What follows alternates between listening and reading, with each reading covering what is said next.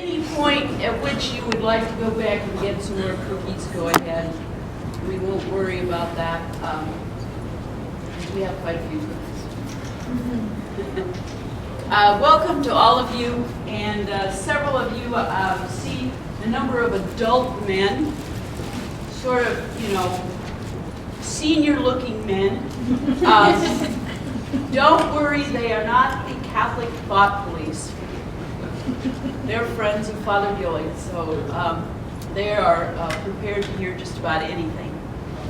And that also means that you are prepared to say anything you want tonight, and we will encourage that. So after Father Gillick speaks, Amanda Rapcho will facilitate some discussion, and Allison Taylor is here to also answer some questions so that you can feel totally comfortable to say anything that you like, and then Father Gillick will respond to whatever you say, no matter how outrageous, with something even more outrageous. That just thrills me. This is the kind of event that I think is good to have on campus. So I don't know if he wants to stand up here. Yeah? Yeah, let's do it. Yeah, okay. Or do you want to put anything here? Yeah, put some. Put something there, this will be good. So I will say, let's have it. All right. Sit down. Quiet. So there will be a discussion after this, but anytime during what I'm saying, if I say something that's not clear, you wish me to repeat it, don't raise your hand. Just shout out. I would appreciate that. I wouldn't be disturbed or anything like that. This is an attractive and frightening topic of sexuality and spirituality. Why is that? Why would both of those in one way be frightening and also attractive? Attractive first. I think that's attractive to experience ourselves. What's frightening is the same thing. It's frightening to encounter oneself. Little by little, yes, but we have to get accustomed to it.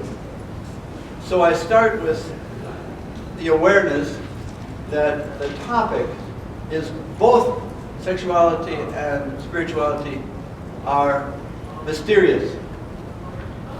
We never have a full completion of them, because while sexuality does in part deal with the body, it also deals with the spirit, the soul. So we're dealing with something that gets avoided by our culture. To really try to understand and dig deeply into what is spirituality and what is sexuality. Sexuality, of course, can be looked at through many different lenses. Physiology, psychology, sociology, anthropology. And it's got good explanations in those regards. To look at sexuality in terms of what does it mean to our spirits, what's involved there, that's more difficult. And that's what we're going to try to do tonight. How does sexuality, with all its dimensions, how does it fit into what we call spirituality? If you are taking notes, I would like you to write some keywords down, and I'll announce them as we go along. But this is spirituality. My definition is spirituality is living with the tensions. So it's living with the tensions produced by your beliefs. Your beliefs are whatever you believe in. Even if you are an atheist, that's a belief system. And any belief system is going to put you in tension. Christianity, Judaism, Islam, the major world religions, but the others as well, while they offer peace, peace comes through the resolution or the resolving of tensions. Now in our culture, our North American culture says, above all, take Tums, or wear Dr. Scholl's, or Under Armour, or something. Tensions are to be resolved as quickly as possible. That's not true. Those of you who do exercise, you don't resolve the tension of physical development by stopping exercise. If you're lifting, you increase the tension. You can do 15 of these, put another 2 pounds on and do them. You increase the tension to increase the growth. Tensions are not bad, they're growthful. Relationships are a tension. Friendships cause tension. Why? Because they impinge on my independence, unless it's a dominating relationship. So relationships of any kind are a cause of tension. And you live with them, and you grow in friendship because he wants this, she wants that, time, convenience, likes and dislikes, all those things. So all I'm saying is that, say, Christian spirituality has a lot of tension. And of course, you can resolve religious tensions by changing your theology. It's very easy. Just change your theology. I mean, just like if there's tensions in the culture, you change the laws. There's tension about speed limit. No speed limits. That resolves the tension. You just drive any way you want. Yes, you're resolving tension in order to create chaos. So rules and principles, sayings, stories, your family structure, your own family structure, those relationships, you live within those tensions. At school, we have traditions and rules and principles, and they cause you tension. You have to go to class if you want to learn.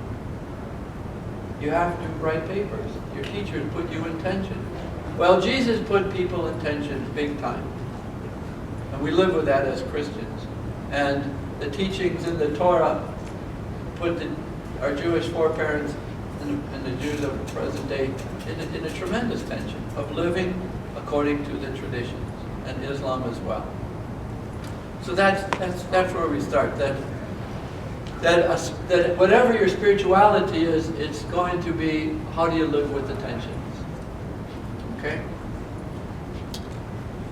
Now the talk. Now we'll begin to talk. That was preamble. And seeing that there are no questions, I'll go over. We were, and this is in Genesis 1, verses 26 and 27, if you're interested. That after the 5 days of creation, on the 6th day, God rested on the 7th day. But on the 6th day, God said, let us make human beings in our image. And what of God do we know by the 6th day that gives us an image of God? It is that God is the creator, that God brings order out of chaos, light out of darkness, life out of its sterility, nakedness. So God is the creator. And God says, no, you are my creation, and you are the instrument of my ongoing creation. I want to underline that you are my co-creators. You are how creation is going to continue. In many ways. One way is by the biological interaction using your sexual activities. But there are many ways that you will create. You will be my creator, not only in giving physical birth, but you will be my co-creator in bringing life, light, and order out of the darkness and chaos of other people. Underline that. That is absolutely central to Christian and Ignatian spirituality. That we are agents of continuing God's creation, bringing light out of darkness, order out of chaos, and life. Okay? That's very important. If you have any questions about that, if it doesn't make sense, though, everything I'm going to say from now on depends on that. Okay? That we are in the process of creation, part of which involves our sexuality. Okay. Friendship is creational. Relationships, correction, encouragement, all those things. Helping people know themselves. If you love someone, and this is where marriage is, for instance, marriage is a vow that I am the number one person to assist God in continuing your creation. I vow that. That's my promise. I promise to you that I will primarily bring you to more life. And you vow that you will assist God in bringing me more and more to be the creation that God created. Without you, I will not be as fully created as I'm going to be with you. Hugely important. Absolutely at the center of what we call the sacrament of marriage. It's a holy vow that I intend, in any way I can, to bring light out of darkness, your chaos. It's assumed that we all have chaotic forces in us, one of which is our sexual powers.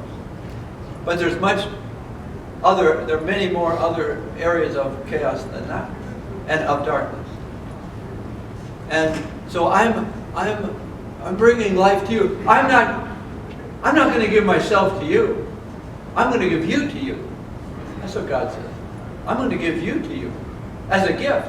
And I want you to give her and him themselves in any way you can. It's the basis of friendship, love, commitment, and marriage. I'm committed. But as Christians and people in the Jewish and Islam community, same thing. I want to give you so that by possessing you, you're possessing you, you will be able to give me life and more self-acceptance. So there's more intercourse than sexual intercourse. And in some ways it's more important. It's primary. It's prelude to sexual intercourse, in my way of thinking. Okay? Okay. I really don't have any notes here, but I want you to know I prepared.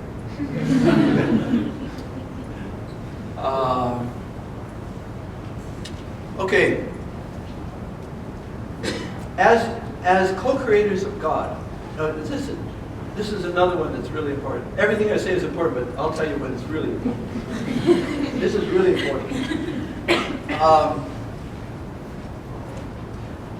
Anything that you do, you have confidence in it because you want it to be as perfect a creation as possible. It's always available to your criticism and others. It's not quite good enough. That, then, is the basis of a very important word tonight. That's the basis of shame. And shame is my reaction to what is not perfect. And the closer it is to my center, the more I will want it to be perfect. Therefore, the more it is available to shame. Disappointment. Cover up. If that is true, then the most important act of creation that is central to our identities is the act of sexual interaction, sexual creation. I should say this, and I said it in class. You have a sex. You don't have sex. Sex is not a verb. We had sex. No, you didn't. You have a sex.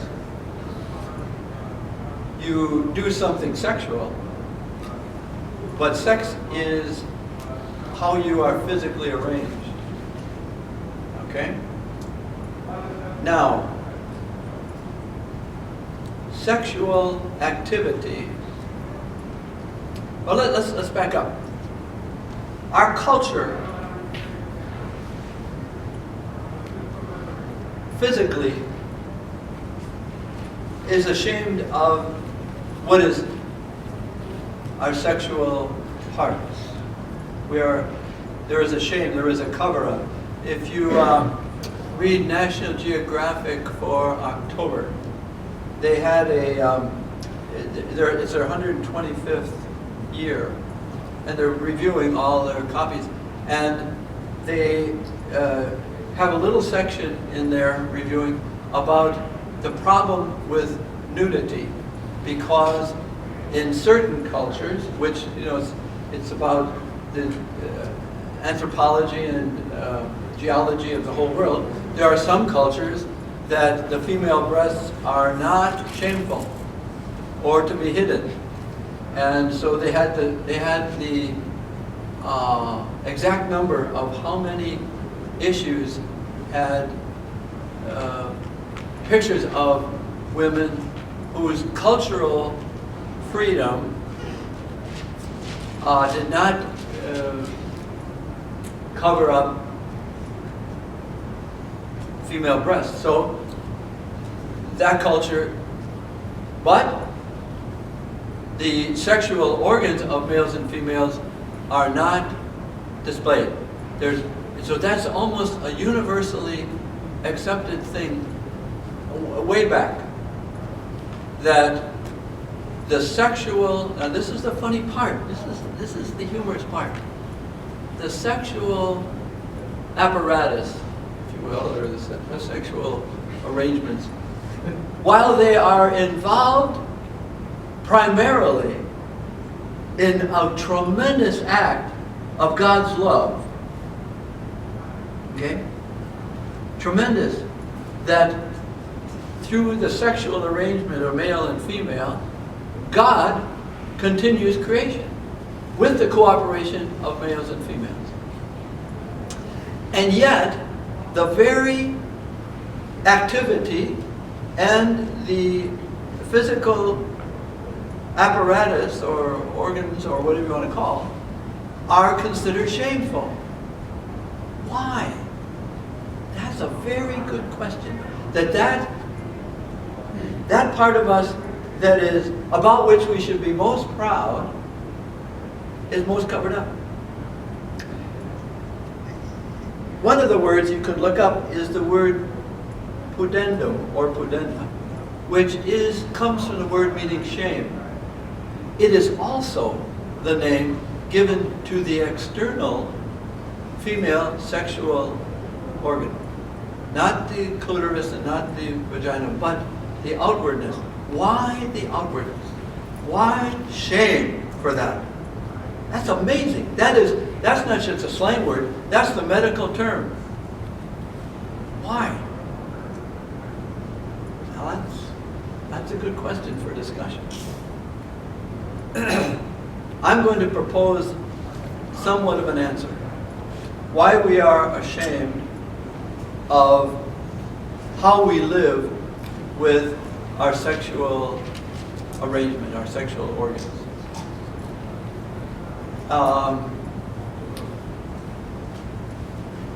Why we misuse it, and why is it fearful?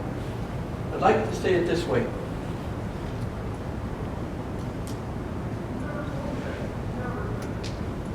the let's put it this way. It's really got to do, we're ashamed of not being enough. Okay? I'm going to, pardon the pun, we're going to flesh that out. The male penis is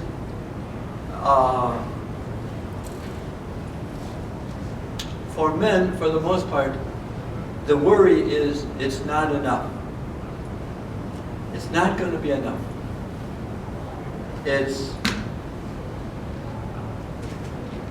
not powerful enough.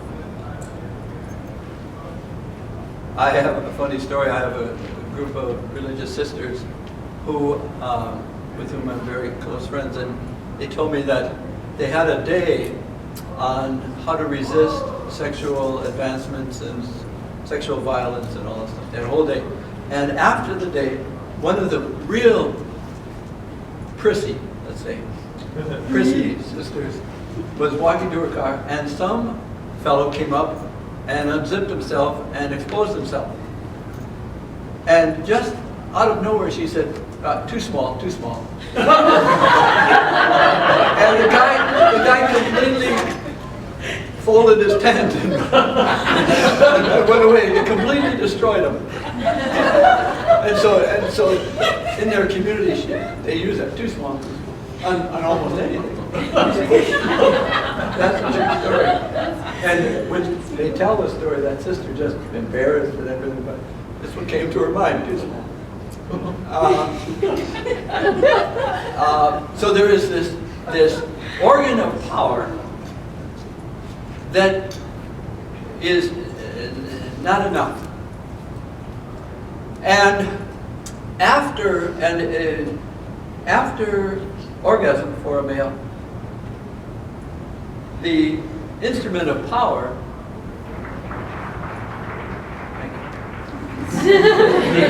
this instrument of power shrivels up and is no longer the tower of power. And that is a shameful experience, because he knows that no matter, and this is within marriage, it takes a lot of spirituality for him not to feel ashamed of his incompleteness. There's a poem, I wish I would have brought it now, by Anne Sexton, a wonderful Catholic poet from New England, died in about early 70s. And she wrote a poem called When Man Enters Woman. And she finally gets to it that when man enters woman, an eternal knot is tied of completion. And then God, in his perversity, reaches in and unties the knot. That is that the completion is only temporary. And that the reduction is shameful.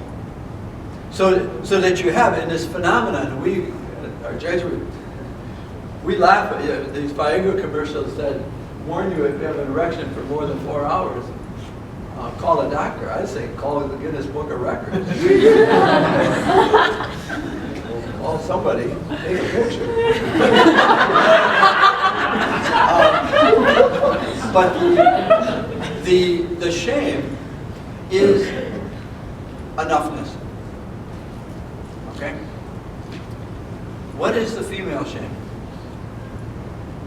In some ways, it is that if we say that the sexual act for a male is power and identity from that power, then for a female, the need is not so much for power as it is for inclusion. Even the sexual act is an inclusionary activity, including him.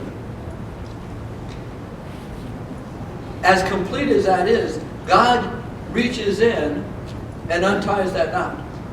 the completion, the inclusion, the belonging, as deeply as desire as that is, more for women than for men, is incomplete. So when I was praying this afternoon, I said, you know what the whole thing is? I wrote it so well that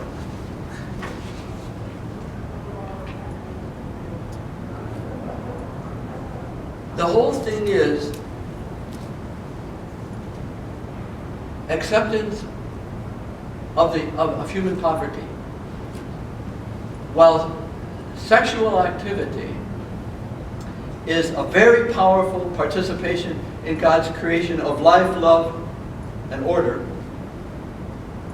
Adam and Eve to dominate, to create.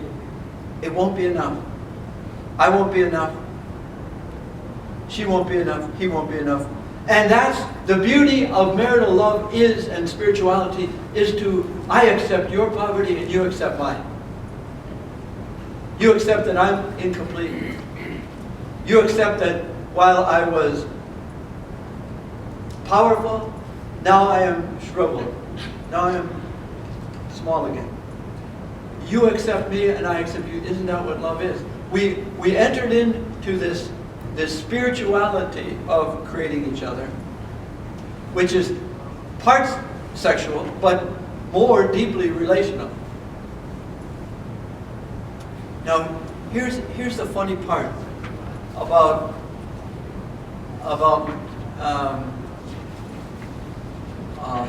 misuse of our sexual powers.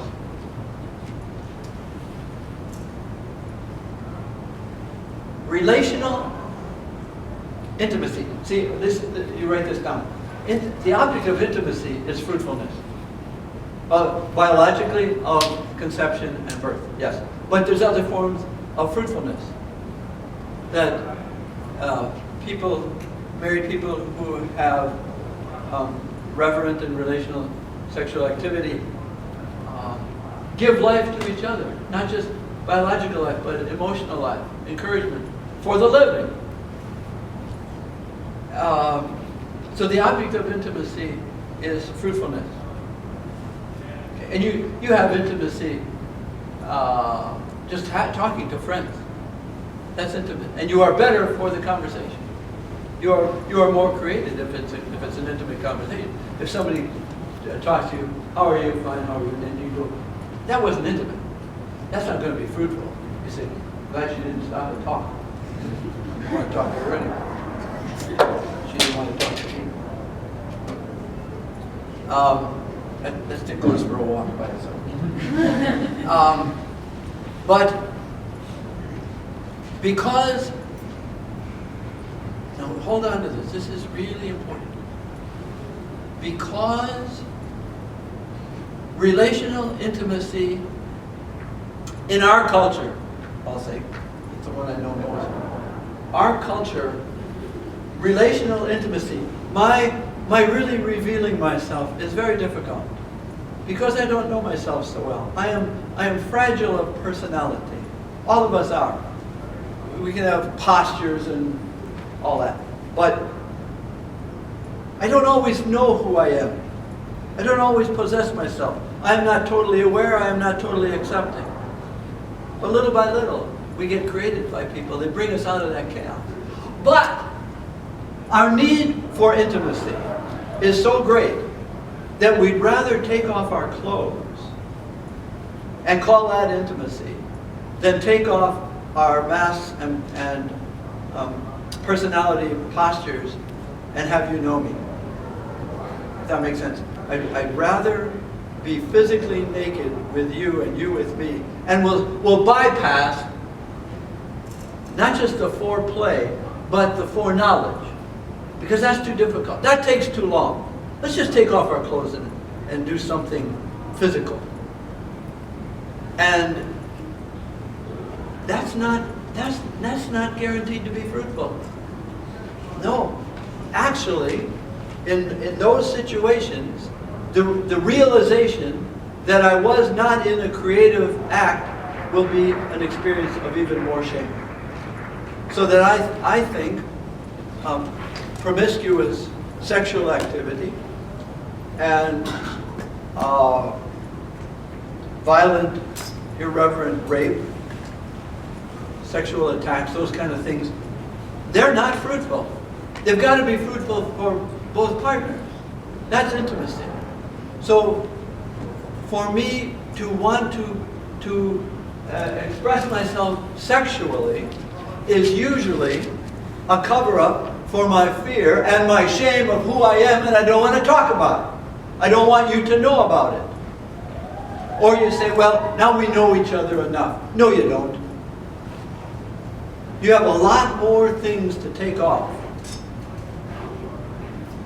before you engage in the sexual activity that will not be shameful. Shameful, then, is an activity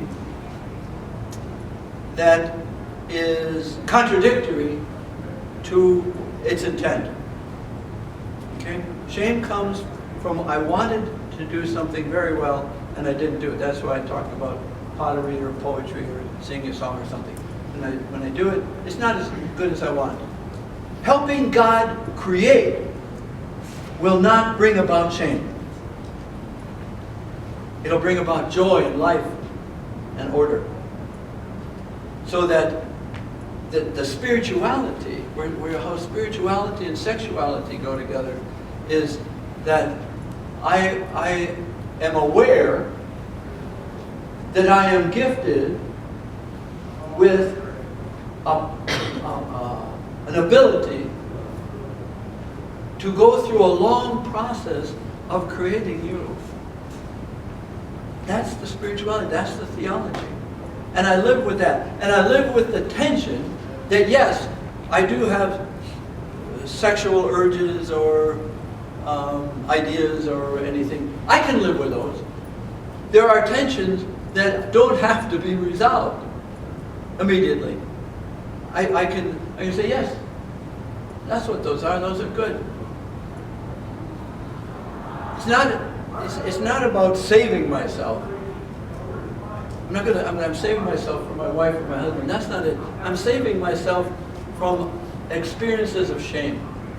I'm entering into a relationship with God that allows me and frees me to be more creative in my relationship with you. But it starts. You are in sexual activity in how you relate with people of your attraction. You are in sexual activity even when you are bundled up in your snowsuit and calling over the phone or whatever, because that's who you are. You have a sex, and that is not just a physical reality, but that is a psychological and emotional reality. And you are giving life according to your sex.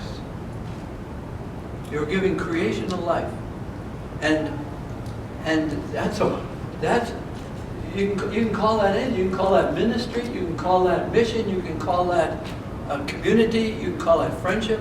It's that you give life. Women give life to other women. Give life to men. It goes both ways. But all I'm getting at is the spirituality is about that we are in God's image. You see, that's what God says. I want you to know you are in my image as creator, and that everything you do, and in preparing this talk, I was aware that I was going to be an instrument, a little instrument, my human poverty. I'm going to be a little instrument of God's creating you. But you do that through the fact that you are a sexual person, male or female. You have a sex. And you do that with everyone with whom you meet. And that makes relationships very sacred. Okay, one more thing, then I'm going to stop. This is Catholic theology. In the 7 sacraments in the Catholic Church, we deal with words and gestures. And you do that all the time. You're coming up to Christmas, to birthdays. You give a gift and you say a word. You send a card, you do. It's always gestures and words. Why gestures? Because we are inside out people. We clap, we whistle, we cry. What's inside got to come out. Okay? That's the way we are. We are inside out people. And there is sickness consequent to stifling what is inside. And therapy is a lot of getting it out. Get it out. Get those tears out. Get that laughter out. Words and gestures. Every sacrament in the Catholic Church, it has to have a gesture, pouring the water for baptism, words, I baptize you. The priest has to take the bread and has to. And if there was in the church a time, if you didn't have his sacred fingers, if they got cut off, you couldn't be a priest. You couldn't say Mass. There was a time in the Jesuits that people preparing to be a priest could not use electric saws. Too dangerous. Words and gestures. In marriage, when I do a marriage prep, I say, well, what do you think the gesture? The words are, I take you as my wife and all that. What's the gesture? They say, well, the rings, the lighting of the candles, holding hands, kiss. I said, no, I said, it's very seldomly done in church. Because it's intercourse. Very seldomly done in church. And then they say, oh, that's a bad word. No, in this Catholic Church, it is not a consummated marriage. It is not a marriage until there is sexual activity, sexual intercourse. That makes it a very sacred act. And it's a very sacred act because all sacraments are for the creation of the community and the creation of members of the community. All sacraments are for life. And so the gesture in marriage is the physical outwardness of the inward disposition. I want to help God create you. And that's the theology and that's the spirituality. And we live that sacred sexual act that is no longer shameful. It's not to be shameful. It's part of God's empowering. In a sense, it sacramentalizes God's image that is within us. Okay, blah, blah, blah. What I'm going to do is, Amanda and Allison are going to lead any kind of discussion. Don't ask me. I'm going to check over and see what else I didn't say. But you listen up. Someone over here mentioned that it seems selfish. One of the things I say about Creighton University is, for now, it ought to be all about you, so that the rest of your life it won't be. Okay. It won't be all for me. But you can't give away what you don't have, and that's the problem with inappropriate sexual activity for us Catholics. It's outside of marriage, because marriage is a sacred entrance into God's creative covenant. That's our spirituality. I can't give what I don't have. So receiving myself through, as you said, reading or activities, when you say, yes, I can do those activities, no, that's too much for me, that's very good. Am I being created? That's the discerning, what you mentioned, discerning. That's the discerning element. Is it helping me be a gift? Am I being more grateful for myself by being in this activity? I can't be in all the activity. And I can't be everything. So maybe one of the most important things I said was at the beginning, relationships, and especially in the area of spirituality and sexuality, it's about becoming aware of my poverty, my humanness, whatever you want to say. I am not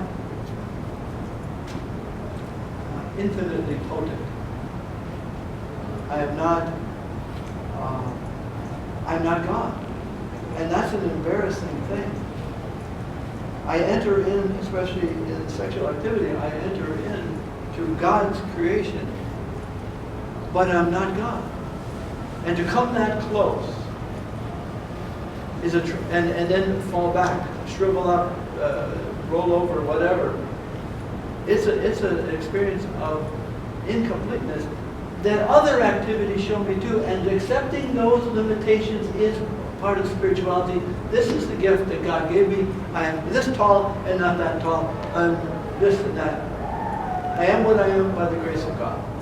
And accepting that is really what, if we're going to be men and women for others, if we're going to be sacraments of bringing order out of chaos and light out of darkness, it is that I accept that I am really limited.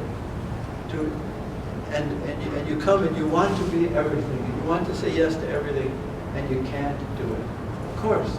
And you can't do some things you can't do at any time. You're just very limited. So relationships will tell you your poverty. Your encounters with prayer and spirituality will tell you your poverty, and saying accept it.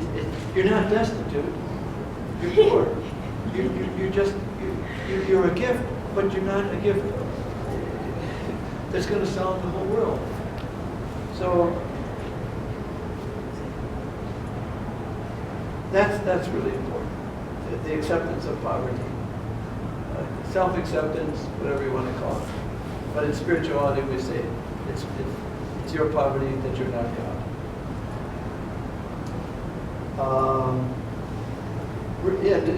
And not to avoid it. The sexual desire is a God-given power. I've often thought, it's a funny thing about human beings, if you didn't have taste buds, would you eat much? If things didn't have any taste, would you eat? No. You have taste buds. If sexual activity were not pleasurable, would you do it? There's a little book called Letters to God, and it's little kids writing, and they're really funny, you know. Dear God, I got new shoes. I hope you see them on Sunday. Things like that. Dear God, if we come back as another person in the next life, I don't want to be Jennifer Hogan. I hate her. But what is, dear God, we learned about how you have babies. That's gross, and I hope my parents don't ever have to do that again. but so if sexual activity were not pleasurable, did not have a physical taste to it, most likely we wouldn't have much sexual activity. There's a longing. The longing can only temporarily be complete. That's sexuality. Living with that is spirituality. Living with the limitedness of me and you in every situation.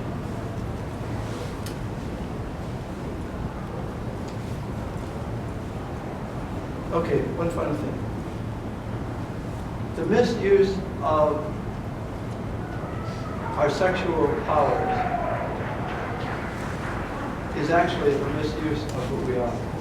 We don't use our sexual activities, they misuse us. And inappropriate sexual behavior will diminish our sense of ourselves. Now, you say, well, what do you know about it? Well, I've listened to a lot of, 42 years I've been listening to people struggling in one way or another with this very thing. Who am I, and can I find myself? And somebody said, you cannot find yourself in sexual activity. You can find yourself doing it, but you're not finding yourself. Because there's no mutuality. It's self-injury of each other, and self-injury of myself. I hurt my image of my creation powers of God. I hurt my image, even though in some ways, I can, what's another term for inappropriate sexual activity? I scored. I scored last night. Is that what you are? You're a scorer? You're piling up trophies. Is that who you really are? That's not creation. And if it's not creational, it's not spiritual, and as a matter of fact, it's really not sexual in the creational validity that we are given by being given sexual powers. Anyway, we've clapped enough. There's more cookies. Thank you.